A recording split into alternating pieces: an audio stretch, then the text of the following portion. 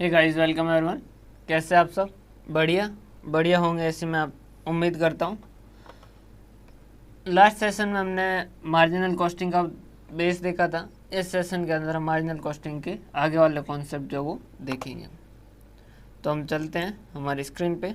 तो देखिए, हमने लास्ट सेशन के अंदर कहा था कि मार्जिनल कॉस्टिंग के अंदर टोटल मिला के ये कॉन्सेप्ट है, जिसमें से हमने पहले जो लेक्चर था, पहला जो सेशन था, उसके अंदर हमें एब्जॉर्प्शन वर्सेस मार्जिनल कॉस्टिंग देखा और टाइप्स ऑफ कॉस्ट देखा। दो ही कॉन्सेप्ट देखे, क्योंकि दोनों बेस है, वो अच्छे समझ आ गए तो फिर आगे हमें अब कोई दिक्कत आएगी नहीं। अब हम थर्ड से बात करते हैं। थर्ड जो है हमारा कॉन्सेप्ट वो है प्रॉफिट वॉल्यूम रेशियो। कि सर क्या है ये profit volume ratio, PV ratio क्या होता है? तो देखिए, ग्रॉस प्रॉफिट रेशियो क्या होता है? तो सर ग्रॉस प्रॉफिट रेशियो होता है gross profit divide by sales multiply by 100। हाँ सर, ऐसा ही होता है। नेट प्रॉफिट क्या होता है कि net profit divided by sales into 100। तो कंट्रीब्यूशन रेशियो क्या हो जाएगा? कंट्रीब्यूशन फॉर्मूला आपको एक भी याद करने की जरूरत नहीं होगी, सारा कुछ समझ लेंगे, तो चिंता करने की जरूरत नहीं। Contribution divided by sales into 100। ठीक है सर, वैसा कैसा हो गया? सर ग्रोस प्रॉफिट होता है कि sales minus cost of goods sold होता है, जिसमें दोनों तरीके की कॉस्ट होती है, वेरिएबल और फिक्स दोनों लेस करते हैं।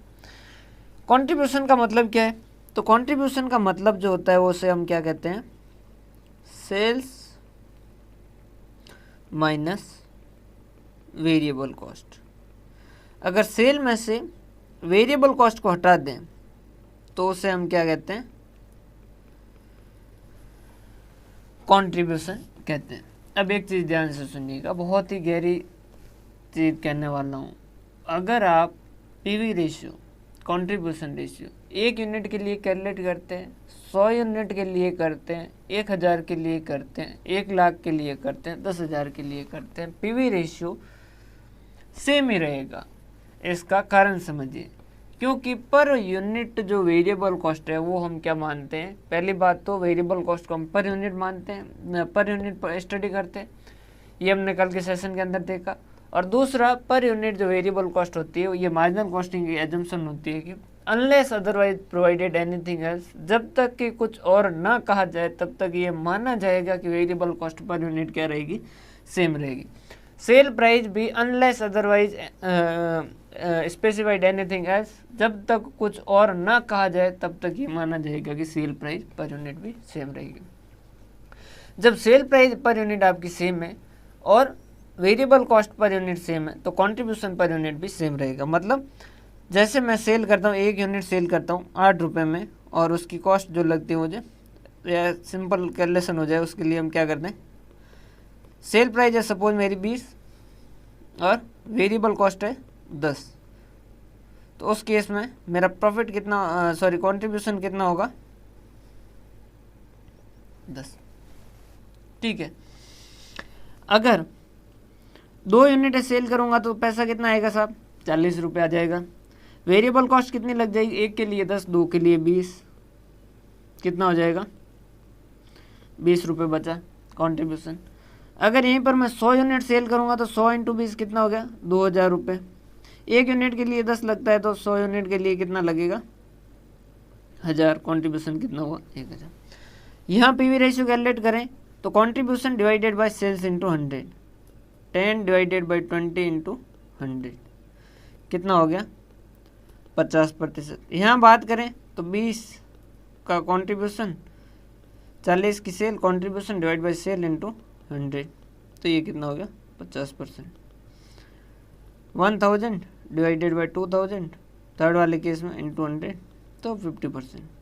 सर ऐसा कहा है कि ये सेम ही रहता है। भाई देखिए, ये 10 रुपये का कंट्रीब्यूशन है और ये 20 रुपये की सेल है, इंटू 100, ये इससे पीवी रेशियो। अगर 1 यूनिट होगा तो मल्टीप्लाई बाय 1 मल्टीप्लाई बाय 1, अगर 100 यूनिट होगी तो मल्टीप्लाई बाय 100 मल्टीप्लाई बाय 100, 1000 होगा मल्टीप्लाई बाय 1000 मल्टीप्लाई बाय 1000। ये तो आपस में कट जाएंगे, अल्टीमेटली 10 भाग 20 ही रहेगा। तो ये क्या हो जाता है, सेल्स माइनस वेरिएबल कॉस्ट जो है उसे हम क्या कहते हैं, कंट्रीब्यूशन, और contribution divided by sales into 100 से हमारा पीवी रेशियो मिलता है। एक पीवी रेशियो का फॉर्मूला और है जो है change in profit divided by change in sales into 100। Sir क्या ये हमें रटना पड़ेगा? बिल्कुल ज़रूरत नहीं है, बस अभी के लिए ऐसा मान लीजिए कि हाँ ऐसा होता है। थोड़ी देर बाद में एक पर्टिकुलर इलस्ट्रेशन है इसके आगे, जिसके अंदर यहाँ कहीं है, हाँ ये जो इलस्ट्रेशन है वहाँ पर हम क्या कर देंगे, ये जो फॉर्मूला है वो कैसे बना वो हम बात कर लेंगे, तो इसको भी रटने की ज़रूरत नहीं है। क्लियर है? तो अभी तक की बातें बहुत आसान से बातें की। क्या कहा कि जैसा ग्रॉस प्रॉफिट रेशियो होता है वैसा मार्जिनल ने कहा ग्रॉस प्रॉफिट रेशियो मत यूज़ कीजिए। यहाँ कंट्रीब्यूशन रेशियो देखिए, कंट्रीब्यूशन क्या होता है, वेरिएबल कॉस्ट से जितना ज़्यादा सेल प्राइस है वो हमारा क्या कहलाता है, वो हमारा कहलाता है कंट्रीब्यूशन डिवाइड बाय सेल्स इन 100 से हमारा कंट्रीब्यूशन रेशियो निकलता है, जैसे हम पीवी रेशियो या प्रॉफिट वॉल्यूम रेशियो भी कहते हैं। अब आइएगा, बहुत ध्यान से समझिएगा, अब हम बात करेंगे ब्रेक इवन पॉइंट के बारे में कि ब्रेक इवन पॉइंट क्या होता है। तो सर ब्रेक इवन पॉइंट वो जगह होती है, वो पॉइंट होता है जहाँ पर हमें ना तो प्रॉफिट हो रहा है और ना हमें कोई लॉस हो रहा है। नो प्रॉफिट नो लॉस की सिचुएशन को हम क्या कहते हैं, ब्रेक इवन पॉइंट। एक छोटा सा इलस्ट्रेशन लेते हैं, उससे समझते हैं। देखिए हमारी टोटल फिक्स कॉस्ट जो है वो कितनी, मान लीजिए 10,000 है। कितनी है? 10,000 रुपये। मार्जिनल कॉस्ट पर यूनिट कितना है? 10 रुपये। और सेल प्राइस पर यूनिट कितना है? 15 रुपये। अगर हमसे ब्रेक इवन पॉइंट पूछा जाए तो ब्रेक इवन पॉइंट को दो तरीके से पूछा जा सकता है कि break even point in unit और break even point in value. हमें कोई फॉर्मूला पता नहीं है और ना हम कोई फॉर्मूला जानते हैं, हम हमारे हिसाब से कैलकुलेट करेंगे। नॉर्मल दिमाग जो है, नॉर्मल कॉमन सेंस है, उससे कैलकुलेट करें। साहब पेन बनाएंगे हम 10 रुपये में, ठीक है, बेचेंगे हम 15 रुपये में, तो एक पेन जब बेचेंगे तो कितने रुपए की बचत होगी? सर 5 रुपये की बचत होगी। क्लियर है? 5 रुपये की बचत हुई, इसे हम क्या कहते हैं? कंट्रीब्यूशन कहते हैं। बाकी हम हमारे हिसाब से देखें तो ये 5 रुपये की बचत हुई है एक पेन सेल करने में। हमें कितने रुपए पे करने फिक्स कॉस्ट के? 10,000। मार्जिनल कॉस्ट के तो हम साथ ही साथ रिकवर कर रहे हैं भाई। 15 रुपये अगर पैसा लिया तो 10 का मार्जिनल कॉस्ट तो वेरिएबल कॉस्ट तो हाथों हाथ देती है, फिर भी 5 रुपये बच रहे हैं। अब 5 रुपये मैंने मेरे जेब के अंदर डाल दिए। 10,000 रुपये जो है, 10,000 रुपीज़ जो है फिक्स कॉस्ट के, वो मुझे पे करने। क्लियर है?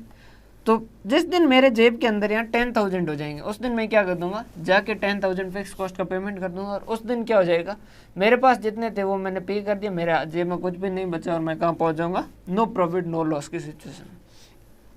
अगर एक पेन सेल करता हूँ, एक यूनिट सेल करता हूँ तो मेरी जेब में कितने बचते हैं? 5 रुपये।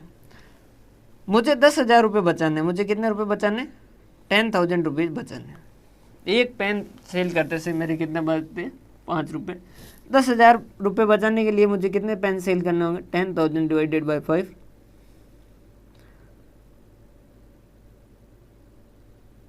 कितना हो गया? 2,000। कितना होगा? 2,000 यूनिट। मुझे 2,000 यूनिट जो है वो सेल करनी होगी। उस वक्त मैं नो प्रॉफिट नो लॉस वाली सिचुएशन में पहुंच जाऊंगा। सर मैं कैसे मान लूँ कि आप जो कह रहे हैं कि 2,000 यूनिट पे मैं नो प्रॉफिट नो लॉस की सिचुएशन में पहुंच ही जाऊंगा? मैं कैसे मान लूँ? मत मानिए, मैं आपको प्रूव कर देता हूँ। कैसे? 2,000 पेन सेल करोगे तो आपको सेल्स वैल्यू कितनी मिलेगी? सब पैसा कितना आएगा आपके पास? पैसा कितना आया? 2,000 इंटू 15 कितना हो गया? 15 दूने 30, कितना हो गया? 30,000 रुपीज़। कितना आ गया? 30,000 रुपीज़। वेरिएबल कॉस्ट कितना लगा सर? एक पेन को बनाने में 10 रुपये लगते हैं, तो 2,000 पेन के लिए कितना हुआ? 2,000 इंटू 10 कितना हो गया? 20,000 रुपये। ये 30,000 में से 20,000 तो ये चले गए, मेरे जेब में कितने बचे? 10,000। इसमें से मुझे क्या करना है? फिक्स कॉस्ट का पेमेंट करना है, जो कि कितना है? 10,000। तो ये कर दिया 10,000 का, तो कितने के हो गए? प्रॉफिट कितना बचा, नील, ना कोई प्रॉफिट है ना कोई लॉस है, ये हो गया ब्रेक इवन पॉइंट। तो ये इस तरीके से हमने क्या किया, कैलकुलेट किया। समझ आ रही बात। अभी फॉर्मूला कैसे बनता है वगैरह वो हमें नहीं देखना है, वो अपने आप से हो जाएगा, अगर हम समझ लेंगे तो फॉर्मूले अपने आप से वैसे ही बन जाएंगे। ठीक है सर, यहाँ तक बात समझ आई, बहुत अच्छे से समझ आई। ये क्या बोला है, break even point in units और break even point in value. दो तरीके से पूछा जा सकता है। एक तो मैं पूछूं कि भाई मुझे अगर नो प्रॉफिट नो लॉस की सिचुएशन में जाना है तो मुझे कितने यूनिट सेल करनी होगी। आप जवाब क्या देंगे, 2000 यूनिट्स की सेल करनी होगी भाई साहब आपको, तब जाके आप नो प्रॉफिट नो लॉस की सिचुएशन में पहुंच जाएंगे। मैंने कहा ठीक है, ओके, समझ आ गया। अगर यहीं पर पूछा जाए, क्या पूछा जाए, कितने रुपए की सेल की जाए, सेल रेवेन्यू कितना होना चाहिए, गले में कितना पैसा आना चाहिए, गले में कितना रोकड़ा आना चाहिए कि हम नो प्रॉफिट नो लॉस की सिचुएशन में पहुंच जाए। तो हमारे गले में पैसा कितना आना चाहिए, 30,000 रुपये। रेवेन्यू कितना होना चाहिए, मतलब वैल्यू कितनी आनी चाहिए, 30,000 रुपीज़ की आनी चाहिए।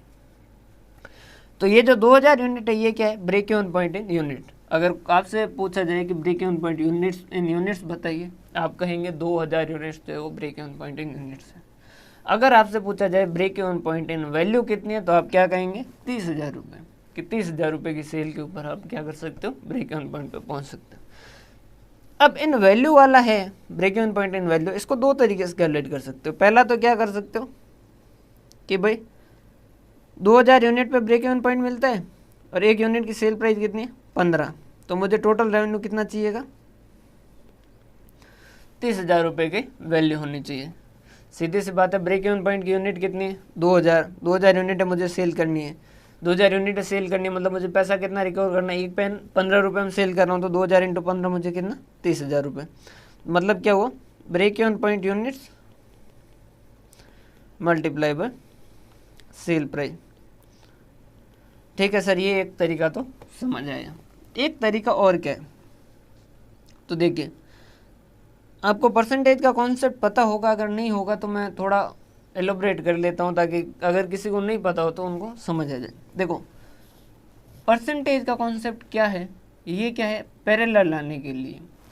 सपोज एक घर के अंदर दो बच्चे थे, दोनों स्कूल से आते से माताजी ने पूछा कि बेटा कितने नंबर आए तुम्हारे टेस्ट में, उनके कोई टेस्ट होने वाला था। तो एक सपोज 6 में था और एक 7 के अंदर था, तो एक ने कहा कि 9 नंबर आए और एक ने कहा कि मेरे 91 आए।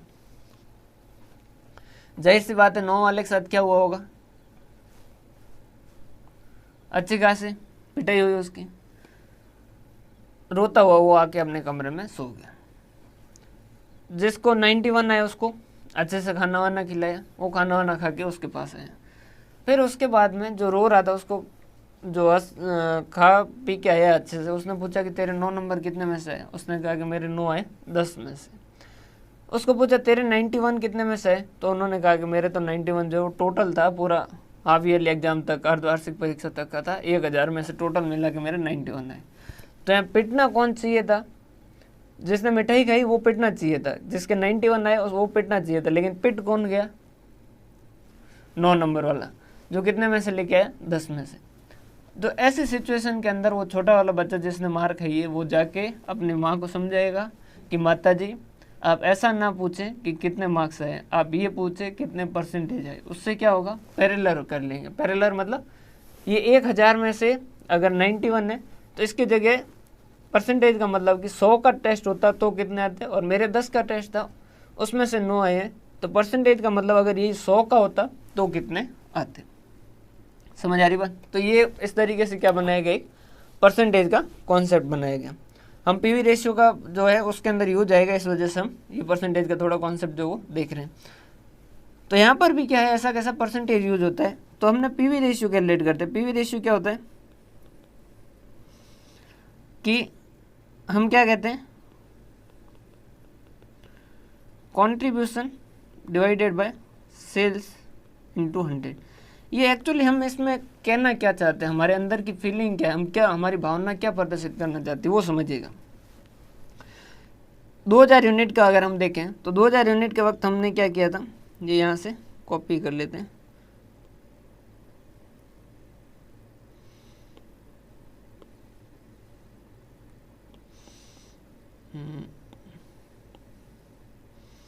देखिए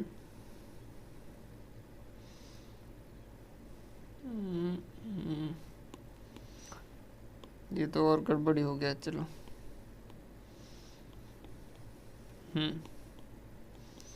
ये लिखना ही पड़ेगा, contribution divided by sales in 20। Sales कितने थे यहाँ पर 2000 रुपये, 30,000 रुपये। वेरिएबल कॉस्ट कितने लग रही थी, वेरिएबल कॉस्ट जो थी वो 2000 रुपये 10 के हिसाब से 20,000 रुपये, और कंट्रीब्यूशन जो था वो 10,000। ये सिचुएशन थी, 30,000 आए, उसमें से 20,000 वेरिएबल कॉस्ट के गए और 10,000 जो है वो हमारे कंट्रीब्यूशन के बचे। हमने कैलकुलेट किया पीवी रेशियो, पीवी रेशियो क्या हुआ, कंट्रीब्यूशन डिवाइडेड बाय सेल्स। ये क्या हुआ 10,000 डिवाइडेड बाय 30,000 मल्टीप्लाई बाय 100, और ये हमारा आया 33.33%। यही आएगा,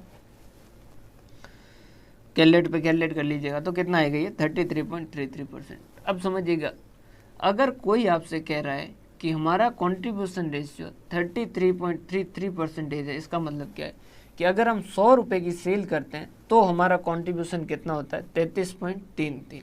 समझ आ रही है? परसेंटेज का मतलब क्या हुआ, एक पैरेलल एक सिचुएशन पे लेके एक जगह पे लेके आ गए जहाँ से हमें कंपैरिजन जो है वो आसान हो जाता है।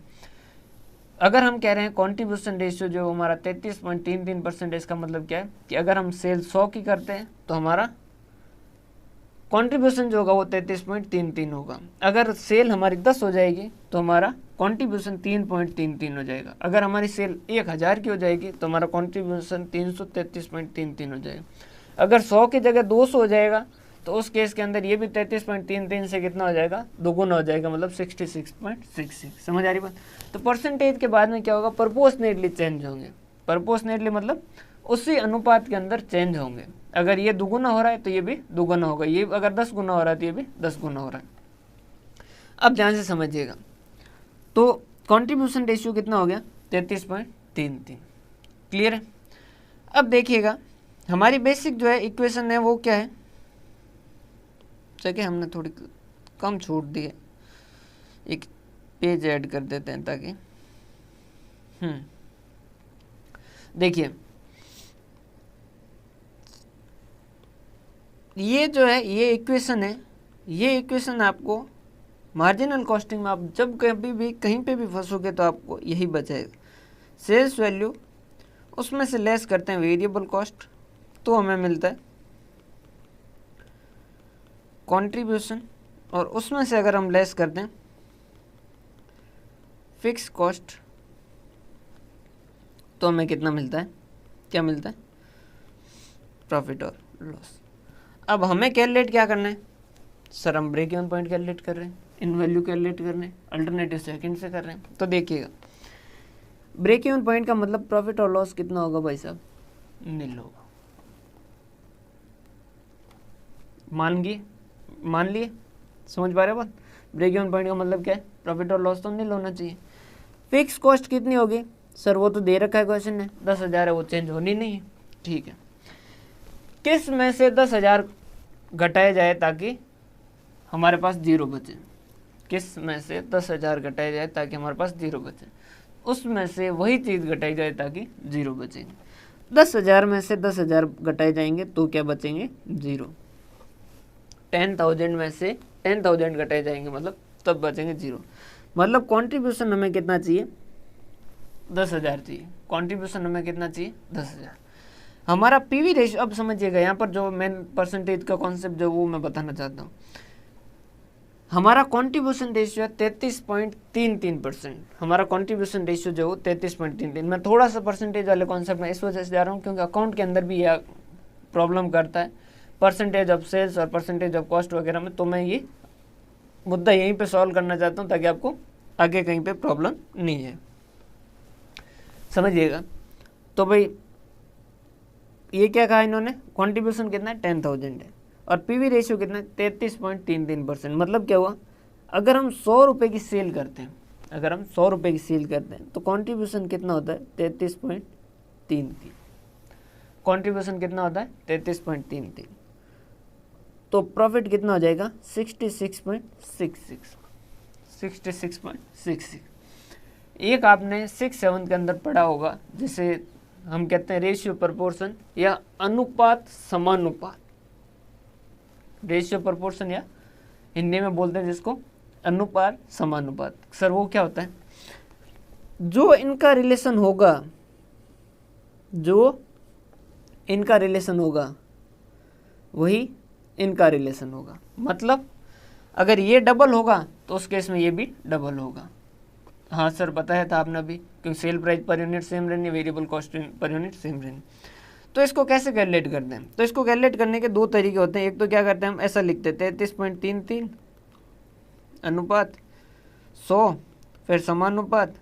यहाँ पर पहले अगर आपने कॉन्ट्रीब्यूशन लिखा था, यहाँ भी पहले आप क्या लिखोगे? कॉन्ट्रीब्यूशन लिखोगे 10,000 और ये आगे वाला जो है वो कैलकुलेट करना है x, इसको सेल प्राइस को x मान लीजिए। फिर ऐसा होता है कि बाहर वालों को मल्टीप्लाई कर दीजिए और अंदर वालों को मल्टीप्लाई कर दीजिए। तो हम कैसे करते हैं? x मल्टीप्लाई बाय 33 ये बाहर वाले multiply, x multiply by 33.33 is equal to 100 multiply by 10,000। तो x बराबर क्या हो जाएगा? ये इसके मल्टीप्लाई में इधर जाते से डिवाइड में हो जाएगा 100 मल्टीप्लाई बाय 10,000 डिवाइडेड बाय 33.33। लेकिन आप हमेशा तो ऐसा नहीं करोगे, तो आप सीधा कैसे देख सकते हो? सीधा इसके लिए एक और तरीका है जिसके हिसाब से भी सॉल्यूशन होता है। वो क्या होता है? ऐसा चूंकि और इसलिए, बिकॉज और देयरफॉर का कॉन्सेप्ट भी होता है कि चूंकि 33.33 रुपये का जब कंट्रीब्यूशन होता है उस केस के अंदर हमारे पास जो सेल होती है वो कितने की होती है? 100 की होती है। इसीलिए अगर हमारी कंट्रीब्यूशन जो वो 1 रुपये का होगा तो उस केस में हमें सेल करनी होगी कितने की? 100 डिवाइडेड बाय 33.33। ये जो यहाँ होता है वो इसके डिवाइड में जाता है। और इस वजह से हमें अगर कंट्रीब्यूशन चाहिए 10,000 का तो उस केस के अंदर क्या करना होगा? 100 डिवाइडेड बाय 33.33 मल्टीप्लाई बाय 10,000। ये इस तरीके से हम क्या करते हैं? कैलकुलेट करते हैं। अल्टीमेटली ये दोनों सेम ही है, बस दोनों को लिखने का अलग अलग तरीका होता है कि यहाँ पर ऐसा लिख के फिर ये डिवाइड में जाता है फिर मल्टीप्लाई में हो जाता है। तो इस तरीके से ये कैलकुलेट होता है। ये जो है ये इस तरीके से बेसिक स्ट्रक्चर है। अब देख लीजिए ये आपने कर दिया 3 × 10,000 मतलब ये कितना आ गया? 30,000। तो 30,000 इससे भी आ रहा है, 30,000 इससे भी आ रहा है। आपको दोनों या पता होने चाहिए, पता नहीं एग्जाम में क्वेश्चन में क्या क्या सिचुएशन दे दें। क्लियर? तो यहाँ पर जो है हमने क्या किया? ये इस तरीके से किया। अब इसी को हम क्या लिखते हैं? फॉर्मूले के रूप में अगर लिखें तो फॉर्मूले के रूप में कैसे लिखा जाता है? हम लिखते हैं कंट्रीब्यूशन या फिक्स कॉस्ट। इसको ऐसा लिखते हैं BEP सेल्स। अगर इन वैल्यू कैलकुलेट करनी है तो हमें क्या करना होगा? हम कैसा लिख सकते हैं? या तो लिख सकते हैं फिक्स कॉस्ट, या फिक्स कॉस्ट की जगह हम चाहें तो क्या लिख सकते हैं? Contribution eight BP। सर दोनों में से कोई भी लिख सकता है, ऐसा क्यों?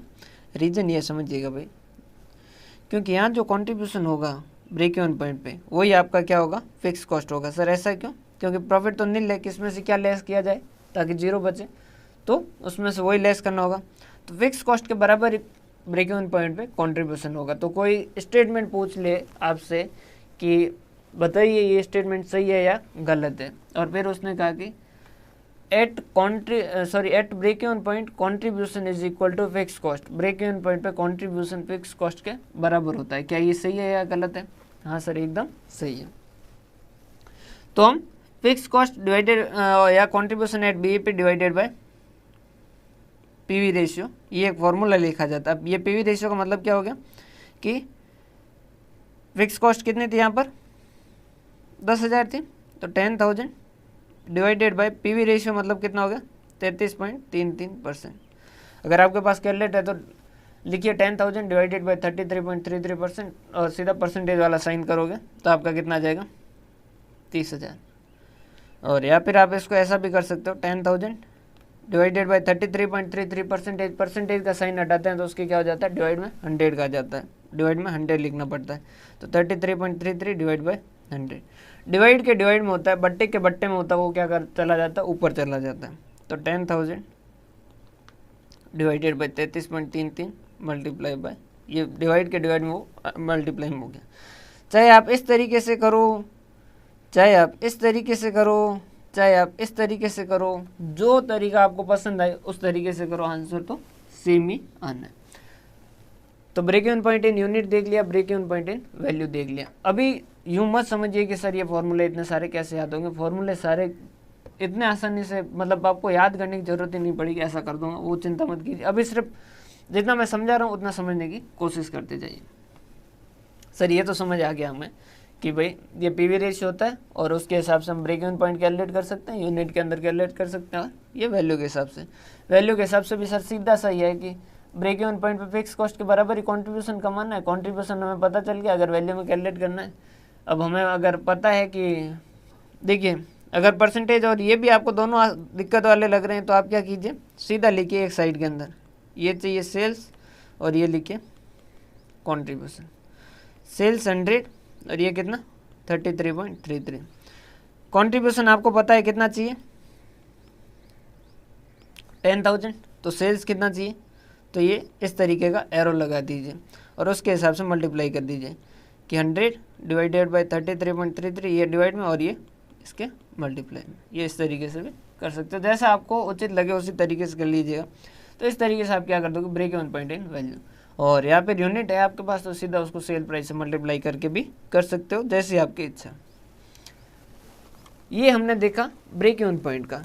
अब हम देखेंगे मार्जिन ऑफ सेफ्टी। ये क्या होता है, सेल्स अबो BEP, ब्रेक इवन पॉइंट से ऊपर की जो सेल है उससे हम क्या कहते हैं, मार्जिन ऑफ सेफ्टी।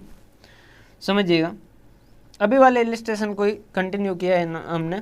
क्या एग्जाम्पल, टोटल फिक्स कॉस्ट जो वो 10,000 है, मार्जिनल कॉस्ट पर यूनिट है 10 रुपये, और ये सेल प्राइस जो है वो हमारी 15 रुपये, और हमने यूनिट है जो सेल किए वो कितने सेल किए, 2500 यूनिट है जो वो सेल किए। अब इस केस के अंदर क्या सिचुएशन रहेगी, तो देखिएगा भाई, ब्रेक इवन पॉइंट कितने पे आया था ऊपर वाले इलस्ट्रेशन के अंदर, 2000 यूनिट पे। तो देखिए हमने सेल कितनी की है, 2500 यूनिट। ध्यान से समझिएगा, बहुत ध्यान से समझिएगा, इसमें से ब्रेक इवन पॉइंट कितने पे था, 2000 यूनिट्स में।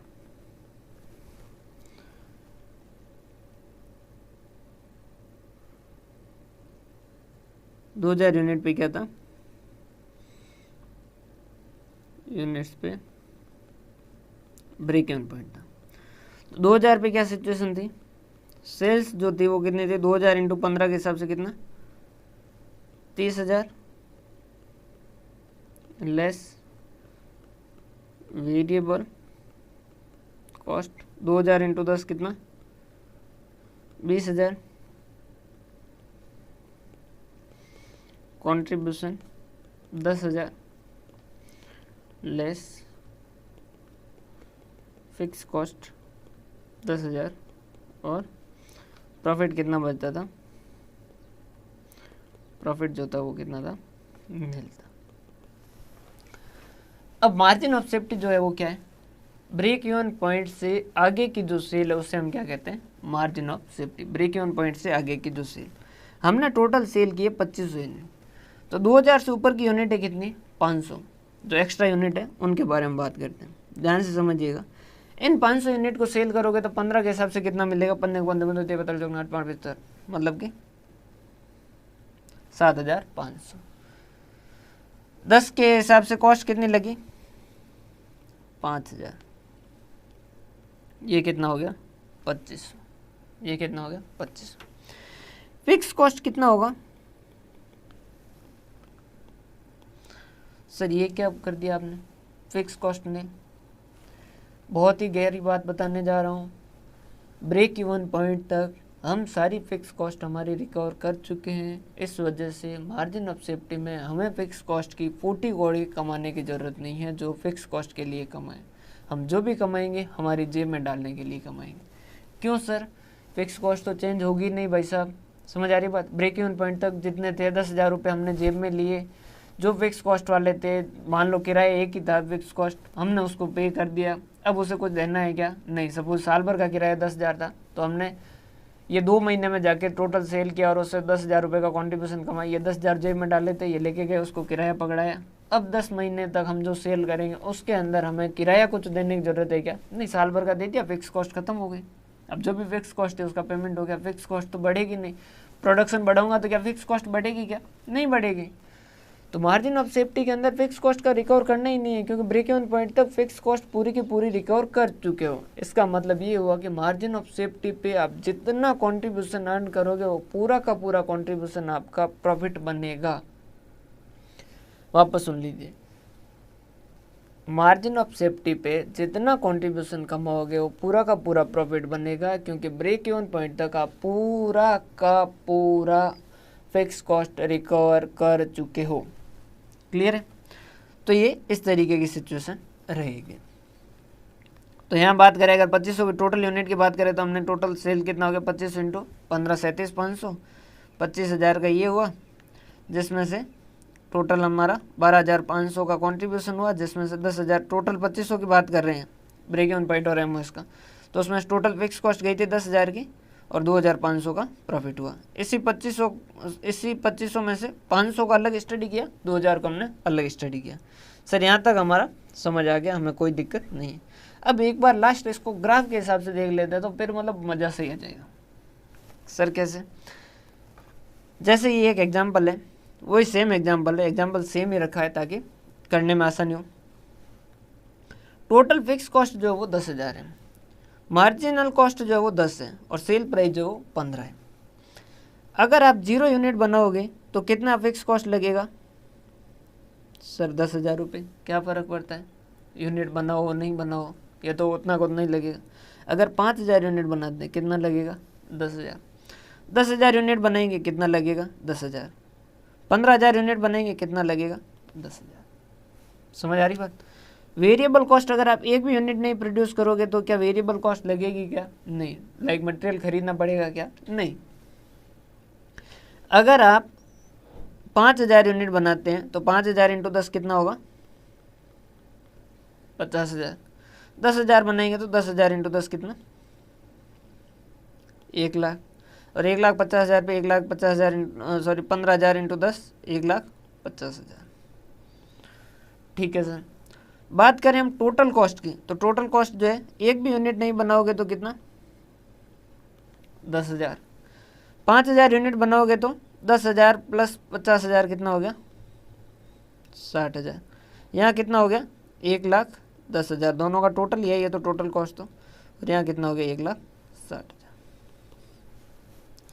ठीक है सर, कोनो दिक्कत नहीं है, अच्छे से समझ आ जाए। अब बात करते हैं हम सेल्स वैल्यू के बारे में। तो सेल्स वैल्यू के बारे में बात कर ले। एक भी यूनिट सेल नहीं करोगे कितना पैसा आएगा? 0। 5,000 यूनिट सेल करोगे तो 5,000 इंटू 15, 15 एक को 15 15 देती 75,000। और यहाँ 15 इंटू 10,000 1,50,000 और 15 इंटू 15 2,25,000। ये बन जाएगा। अब इसको ग्राफ में समझने की कोशिश कीजिएगा। देखो पहले हम सबसे पहले बनाते हैं फिक्स कॉस्ट की लाइन। 0 यूनिट, ये यहाँ पर यूनिट्स है और ये यहाँ पर अमाउंट है। 0 यूनिट पे कितना? 10,000।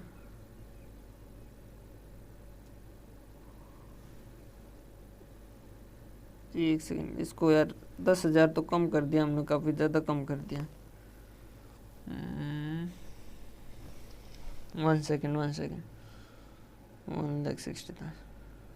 ये इसको सॉरी इसको फिक्स कॉस्ट को आप 1,00,000 कर दीजिए, 1,00,000 कर दीजिए, सॉरी नहीं तो ये डायग्राम में पूरा समझ नहीं आ पाएगा आपको। इसको 2 सेकेंड लगेंगे, प्लीज़ माफ़ कीजिएगा। इसको कितना कर दीजिए? 1,00,000 कर दीजिए। फिक्स कॉस्ट कितना हो गया? 1,00,000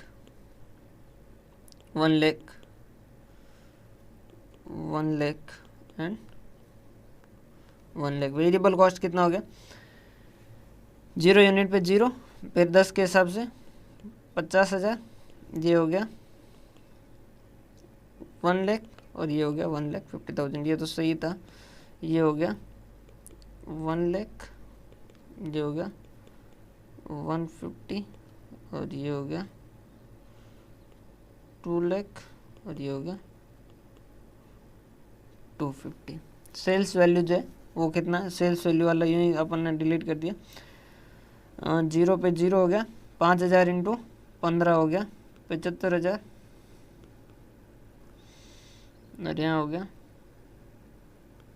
10,000 इंटू 15 1.5 लाख और 15,000 इंटू 15 2,25,000। समझिएगा, 0 यूनिट बनाओगे फिक्स कॉस्ट कितनी लगेगी 1 लाख। अगर आप 5,000 यूनिट बनाते हैं उस केस में कितना लगेगा 1 लाख। अगर 10,000 यूनिट बनाते हो कितना बनेगा 1 लाख। 15,000 पे कितना बनेगा 1 लाख। 20,000 यूनिट बनाओ फिक्स कॉस्ट कितना लगेगा 1 लाख। तो ये जो है फिक्स कॉस्ट की लाइन कैसी होगी, ऐसी होगी। फिक्स कॉस्ट हमेशा सेम ही रहेगा, तो ये क्या होगी आपकी फिक्स्ड कॉस्ट। ये क्या होगी फिक्स कॉस्ट। फिक्स कॉस्ट की लाइन कैसी होगी पैरेलल, समांतर, हॉरिजॉन्टल, मतलब कि सीधी लाइन होगी ऐसी। ये होगी फिक्स कॉस्ट की। ठीक है सर, समझ आया ये तो बात। वेरिएबल कॉस्ट कैसी होगी, डायग्राम से क्लियरिटी आपकी थोड़ी बढ़ जाएगी। देखिएगा, वेरिएबल कॉस्ट अगर एक भी यूनिट नहीं बनाओगे कितना लगेगा 0। कितना, एक भी यूनिट नहीं तो 0। अगर आप 5,000 यूनिट बनाओगे तो कितना लगेगा 50,000। तो 5,000 पे 50,000, तो ये ऐसा ऐसा ऐसा ऐसा और ये 5,000 पे कितना हो गया 50,000।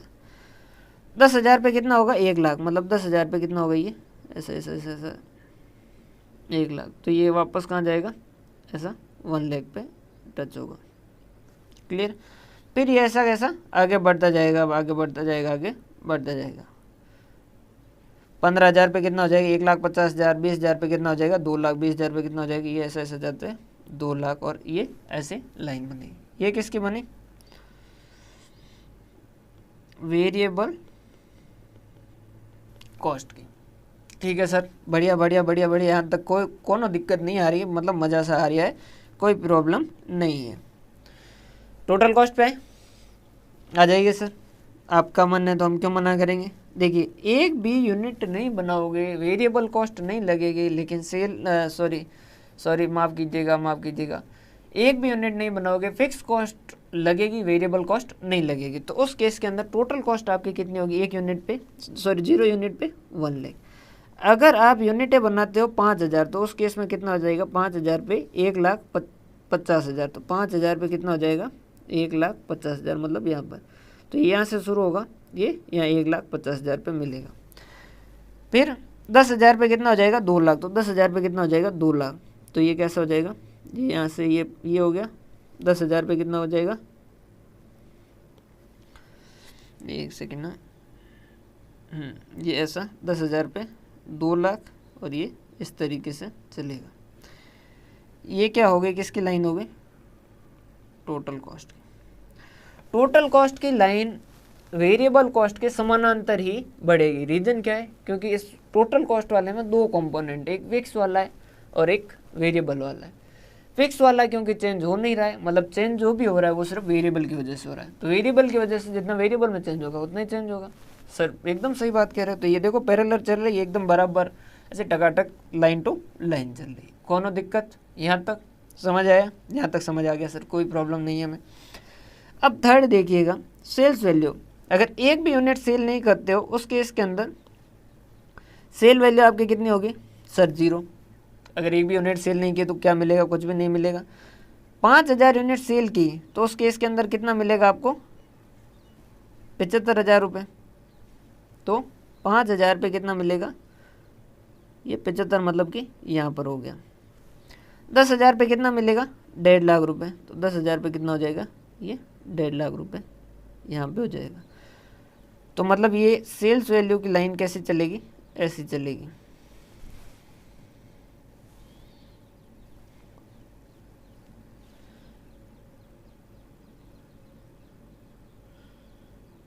ये ऐसे चलती चलती एक दिन आएगा, एक दिन मिल जाएगा माटी के मूल, वैसा एक दिन आएगा जिस दिन ये सेल्स वैल्यू की लाइन जो है ये टोटल कॉस्ट की लाइन के साथ मतलब मिल जाएगी।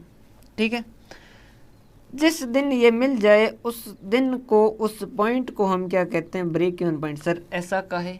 अरे भाई जहाँ टोटल कॉस्ट और सेल्स वैल्यू बराबर है, मतलब क्या हुआ, हम जितना कमा रहे हैं उतना खर्च कर रहे हैं, बस नो प्रॉफिट नो लॉस। ठीक है सर, तो जहाँ ये मिल गए वो क्या हो गया, ये हो गया। अब यहाँ जो एक कोण बनता है, जैसे हम एंगल कहते हैं, कोण कहते हैं, इस एंगल का भी नाम है, इस एंगल का नाम क्या है, इस एंगल का नाम है एंगल ऑफ इंसिडेंस। भाई हिंदी में इनके नाम यार थोड़े मुझे भी रिसर्च करनी पड़ेगी, नोट्स में हिंदी में भी, हिंदी मीडियम में थोड़ा समझा तो मैं पूरा इंग्लिश में रहा हूँ, लेकिन हिंदी में मैं कुछ हिंदी मीडियम के लिए कुछ करूँगा, जैसे मैं एक बार थोड़ा फ्री हो जाता हूँ हिंदी मीडियम में भी इन वर्ड का मीनिंग लेके आऊँगा। बाकी एक बार आप समझ पा रहे हो, कोई दिक्कत वाली बात नहीं होगी। तो इस कोण को क्या कहेंगे, एंगल ऑफ इंसिडेंस। इस कोण को क्या कहेंगे, एंगल ऑफ इंसिडेंस। अब देखिएगा ये कोण जितना ज़्यादा होगा इसका मतलब क्या होगा, पीवी रेशियो उतना ही ज़्यादा होगा। सर ऐसा क्यों? इनके बीच में दूरियां ज़्यादा है, इसका मतलब क्या है, देखिए जिनके बीच दूरियां ज़्यादा होती है उनके अंदर क्या होता है, वो जब मिलते हैं तो मिलते भी तेज़ी से और बिछड़ते हैं तो बिछड़ते भी जल्दी से। अगर ये दो लाइन है जो ये इस तरीके से दूर दूर से आ रही है तो ये मिलेगी तब जल्दी मिलेगी, लेकिन वापस दूर दूर भी जल्दी हो जाएगी और ज़्यादा दूर दूर होगी। जो लाइनें नज़दीक नज़दीक चलती हुई मिलती है वो मिलती तो लेट है, वो मिलेगी तो लेट, लेकिन दूर भी लेट जाएगी। समझ आ रही बात? अब ये जो है ये इन दोनों में ये गैप कब बढ़ सकता है, या तो ये सेल्स वाली लाइन जो है वो ऊपर की साइड जाए या टोटल कॉस्ट वाली लाइन नीचे की साइड जाए। टोटल कॉस्ट नीचे जा रही है तो भी हमारे लिए फ़ायदा, सेल्स वाली लाइन ऊपर जा रही है तो भी हमारे लिए फ़ायदा। तो एंगल ऑफ इंसिडेंस जितना ज़्यादा होगा उतना हमारे लिए फ़ायदा होगा। समझ आ रही बात? क्योंकि एंगल ऑफ इंसिडेंस का मतलब क्या, या तो सेल्स वैल्यू बढ़ रही है या टोटल कॉस्ट वाली लाइन नीचे आ रही है, दो ही सिचुएशन के अंदर होगा। तो जितना एंगल ऑफ इंसिडेंस बढ़ेगा उतना हमारे लिए फ़ायदा होगा। एंगल ऑफ इंसिडेंस जितना बढ़ेगा मतलब उसका एंगल ऑफ इंसिडेंस बढ़ रहा है, इसका मतलब क्या, हमारा पीवी रेशियो जो है वो ज़्यादा है। समझ आ रही बात? क्यों टोटल कॉस्ट जो है, सर पीवी रेशियो क्यों टोटल कॉस्ट वाली लाइन को चला कौन रहा है, फिक्स कॉस्ट वाला थोड़ी चला रहा है। फिक्स कॉस्ट तो यहाँ पड़ा है, नीचे पड़ा है, ये 1 लाख पे पड़ा है। इसको टोटल कॉस्ट वाली लाइन को चला कौन रहा है, वेरिएबल कॉस्ट ही चला रही है। नहीं तो अगर ये वेरिएबल कॉस्ट नहीं होती तो ये नीचे ही पड़ा रहता है यहाँ फिक्स कॉस्ट के पास। इस टोटल कॉस्ट वाले को चला ही वेरिएबल कॉस्ट रहा है। तो ये जो लाइन है ये मेनली किसकी वजह से फ्लक्चुएट होती है, वेरिएबल कॉस्ट की वजह से। तो ये एंगल ऑफ इंसिडेंस दिखने में टोटल कॉस्ट और सेल्स का है, लेकिन अगर गहराई से देखोगे तो ये जो है वेरिएबल कॉस्ट और सेल को रिप्रेजेंट भी करता है एक तरीके से। समझ आ रही बात? तो इसका मतलब क्या हुआ, ये पीवी रेशियो का जैसा ही है। तो ये जितना बढ़ेगा, इनके अंदर जितनी दूरियां बढ़ेगी, मतलब क्या हुआ, सेल्स और वेरिएबल कॉस्ट के अंदर दूरियां बढ़ रही है, और सेल्स और वेरिएबल कॉस्ट में दूरियां बढ़ रही है, मतलब क्या हुआ, कॉन्ट्रीब्यूशन बढ़ रहा है। समझिएगा, सेल प्राइस 10 है, वेरिएबल कॉस्ट 4 है, दोनों का डिफरेंस हुआ और कॉन्ट्रीब्यूशन मिला में 6 रुपये। अगर सेल प्राइस बढ़ जाए, 10 की जगह 11 हो जाए तो भी कॉन्ट्रीब्यूशन कितना होगा, 7 होगा, और ये 4 की जगह 3 हो जाए तो भी कॉन्ट्रीब्यूशन कितना हो जाएगा, 7 हो जाएगा। तो इन दोनों के बीच दूरियां बढ़ेगी मतलब कॉन्ट्रीब्यूशन बढ़ेगा। क्लियर है सर? ग्राफ वाला समझ आ गया? ग्राफ हमने देख लिया बहुत अच्छे से। अब सर आप कह रहे थे कि आपको एक भी फॉर्मूला याद करने की ज़रूरत नहीं होगी, वो ऐसा कैसे कह रहे थे? ऐसा आपके पास क्या रामबाण, बस उसी के बारे में बात करेंगे। देखते हैं सेशन ज़्यादा लंबा तो नहीं हो रहा है। सेशन लंबा तो हो रहा है, लेकिन इसको थोड़ा देख लेते हैं ताकि ज़्यादा टाइम नहीं लगेगा। एक बार इसको थोड़ा सा हल्का सा ओवरव्यू ले लेते हैं, फिर कल इसको पूरा कर लेंगे। ये क्या है यहाँ पर, ये हमने देखिए बेसिक इक्वेशन बना रखी है। बेसिक इक्वेशन क्या, सेल्स वैल्यू, उसमें से लेस करते हैं वेरिएबल कॉस्ट तो हमें मिलता है कॉन्ट्रीब्यूशन, उसमें से लेस करते हैं फिक्स कॉस्ट तो हमें क्या मिलता है, प्रॉफिट और लॉस मिलता है। ठीक है सर, समझ आई बात? यहाँ तक हमें कोई दिक्कत वाली बात नहीं। टोटल सेल्स को हम 2 टुकड़ों में बांटते हैं, ब्रेक इवन पॉइंट और margin of safety. Break even point मतलब no profit no profit no loss, और ये सेल्स अबो बीईपी। ठीक है सर। अब बहुत ही ध्यान से और बहुत ही गहरे से समझिएगा। हमने क्या किया है, एक एक कॉलम को हमने नाम दिया है। इसको जैसे नाम दिया ए, इसको नाम दिया है बी, इसको नाम दिया है सी, और इस तरीके से हर कॉलम को हमने नाम दिया। ये जो है ए का मतलब क्या है, sales value break even point पे, बी का मतलब क्या है, sales value margin of safety, और सी का मतलब क्या है, टोटल सेल्स वैल्यू कितनी है। डी का मतलब क्या है, ब्रेक इवन पॉइंट पे वेरिएबल कॉस्ट, ई का मतलब मार्जिन ऑफ सेफ्टी की वेरिएबल कॉस्ट, और ये इस तरीके से हर कॉलम का नाम दे रखा है। सबसे पहला ये इस पूरे डायग्राम में से ऐसा कौन सा पॉइंट है, ऐसी कौन सी जगह है जो आप बिना क्वेश्चन देखे, बिना क्वेश्चन के बारे में बात किए, बिना क्वेश्चन को पढ़े, सिर्फ महाकाल का नाम लेके भर सकते हैं। सर ऐसा कौन सा पॉइंट है, सोचिए ऐसा कौन सा पॉइंट है। ब्रेक इवन पॉइंट पे sales value, variable cost, contribution, fix cost, profit और loss, margin of safety, sales value, variable cost, contribution, fix cost, profit और लॉस। कौन सा कॉलम भर सकते हैं बिना देखे क्वेश्चन को? ओ हाँ, ये भर सकते हैं सर, नील। ये भर सकते हैं तो ये भी भर सकते हैं, नील। क्यों? ब्रेक इवन पॉइंट पे प्रॉफिट और लॉस कितना होगा, नील होगा, पक्का है, पक्का है। मार्जिन ऑफ सेफ्टी पे प्रॉफिट, फिक्स कॉस्ट कितना होगा, नील होगा, पक्का है, पक्का है। सर अभी आपने एक कुछ बता दिया ना, तो अब हम भी कुछ बता देंगे आपको। क्या? कि सर ये कॉलम और ये कॉलम दोनों ही बराबर होंगे। ऐसा कहे, किस में से क्या लेस किया जाए ताकि जीरो बचे, तो उसमें से वही लेस किया जाए। तो यहाँ दोनों जगह अमाउंट जो भी होगा सेम होगा। सर ऐसा मैं ये भी बता सकता हूँ कि यहाँ जो होगा ना सेम, यहाँ होगा, दोनों जगह सेम होगा। एक बात और ध्यान से देखिएगा, स्टार वाले पे आते हैं वापस। ये एक बार ये हटा देते हैं, ये वाला बाद में देखेंगे। यहाँ जितना होगा कंट्रीब्यूशन उतना ही फिक्स कॉस्ट होगा। अब यहाँ देखिए टोटल वाला कॉलम तो क्या है, टोटल सेल्स वाला तो क्या, break even point plus margin of safety है। यहाँ पर कुछ अमाउंट है और उसमें कुछ जीरो जोड़ा जाए तो कितना होगा, वो सेम अमाउंट होगा। तो फिक्स कॉस्ट टोटल पे कितनी होगी, जितनी ब्रेक इवन पॉइंट पे उतनी की उतनी ही बचेगी। समझ आ रही बात? इन दोनों कॉलम का टोटल ये तो मिलकर टोटल सेल्स वाला कॉलम बन रहा है। तो यहाँ फिक्स कॉस्ट जो भी है, सपोज 5000 की है, तो टोटल सेल पे भी कितना होगा, 5000 पे ही होगा। टोटल वाला कॉलम तो क्या इन दोनों का टोटल है। तो जे, ये एल कैसे आएगा, जे प्लस के से आएगा, वैसे वैसे आई कैसे आएगा, जी प्लस एच से आएगा, इस तरीके से आएगा। समझ आ रही बात? ये तो टोटल हो रहा है सर, ठीक है, समझ आया। मतलब कि यहाँ जो अमाउंट होगा जी पे जो अमाउंट होगा वही जे पे होगा और वही एल पे होगा। समझ आई?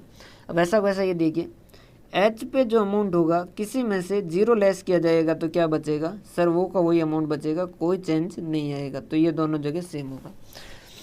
एम, एन और ओ को देखिएगा, एम पे कितना है, जीरो, जीरो प्लस कुछ अमाउंट, तो क्या बचेगा, वही अमाउंट बचेगा।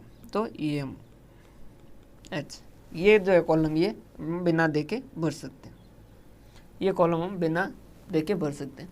अब क्लास का सेशन थोड़ा लंबा हो रहा है, तो मैं आपको एक होमवर्क दे रहा हूँ कि आप इसको जितना भर सकते हो उतना भरिए। बाकी कल हम इसको पूरा भर देंगे ताकि आपको एक भी फॉर्मूला याद करने की जरूरत नहीं, आपको समझ आ जाए कहाँ से कैसा कैसा डायग्राम चल रहा है। लास्ट बस फटाफट रिवाइज कर लेते हैं। आज की शुरुआत हमने की थी, कहाँ से शुरुआत की थी, हमने कॉन्ट्रीब्यूशन रेशियो से शुरुआत की थी। कॉन्ट्रीब्यूशन डिवाइडेड बाय सेल्स होता है। उसके बाद में हमने ब्रेक इवन पॉइंट देखा, break even point in unit देखा, break even point in value देखा, इन वैल्यू के दो अल्टरनेटिव देखे, और उसके बाद में मार्जिन ऑफ सेफ्टी देखा। और गहरा ज्ञान आज का जो है वो ये है कि ब्रेक इवन पॉइंट पे प्रॉफिट और लॉस जो है वो नील होता है, और मार्जिन ऑफ सेफ्टी पे फिक्स कॉस्ट जो है वो नील होता है। रीजन ये है कि ब्रेक इवन पॉइंट तक हम सारा का सारा फिक्स कॉस्ट रिकवर कर चुके होते हैं। और उसके बाद में एक हमने ग्राफ के अंदर प्रेजेंटेशन देखा, और उसके बाद में हम समरी जो है वो करने की कोशिश कर रहे थे, लेकिन टाइम जो है वो उसका लिमिटेशन लग गया। इस वजह से इसको नेक्स्ट सेशन के अंदर देखेंगे। नेक्स्ट सेशन के अंदर प्रोबेबली हम ये जो है चैप्टर कंप्लीट कर लेंगे। तो ये यहाँ तक का जो आपका कंप्लीट है, इसको बढ़ने की कोशिश कीजिएगा, जितना आप बढ़ सकते हो उतना बढ़ने की कोशिश कीजिएगा। बाकी हम कल पूरा भरेंगे ताकि आपको कोई फॉर्मूला याद करने की ज़रूरत नहीं पड़े। बहुत बहुत धन्यवाद। हंसते रहिए, मुस्कुराते रहिए, पढ़ते रहिए, घर पे रहिए, स्वस्थ रहिए। और जितना हो सके ज़्यादा से ज़्यादा स्टडी को कीजिए। बहुत बहुत धन्यवाद।